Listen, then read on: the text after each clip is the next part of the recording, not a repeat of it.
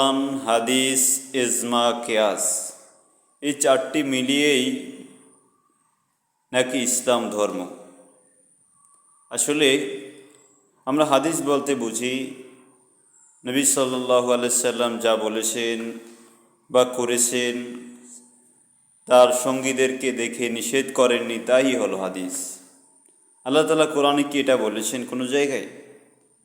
আল্লাহ তাআলা বলেছেন আল্লাহু নাজ্জালা আহসানাল হাদিস, আল্লাহ নাজিল করেছেন উত্তম হাদিস। মানে আল কোরআন হলো সবচেয়ে উত্তম হাদিস। আল্লাহ বলেছেন ওমান আসদাকু মিনাল্লাহি হাদিসা, আল্লাহর চেয়ে সত্য কথা বা সত্য হাদিস আর কার হতে পারে?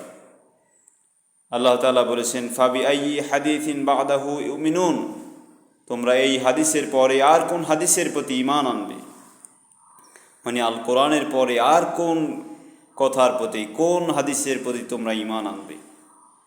আফা বিহাজাল হাদিসি ওয়া আনতুম মুদহিনুন, তোমরা এই হাদিসকে অর্থাৎ পবিত্র কোরআনকে কি তুচ্ছ জ্ঞান করছো, তুচ্ছ হিসাবে গণ্য করছো?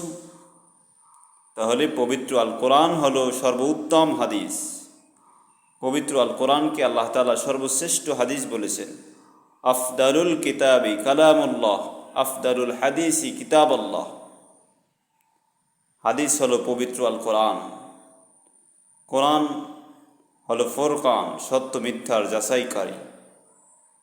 এজন্য কোরআনই একমাত্র ইসলামের সংবিধান, ইসলামের জীবন বিধান, ইসলামের পথ চলার একমাত্র পাথেয় হলো আল কোরআন।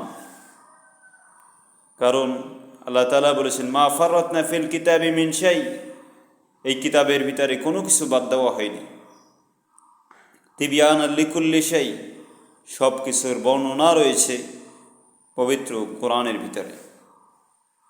তারপরেও আমরা কেন বিভিন্ন দিকে ছুটতেছি?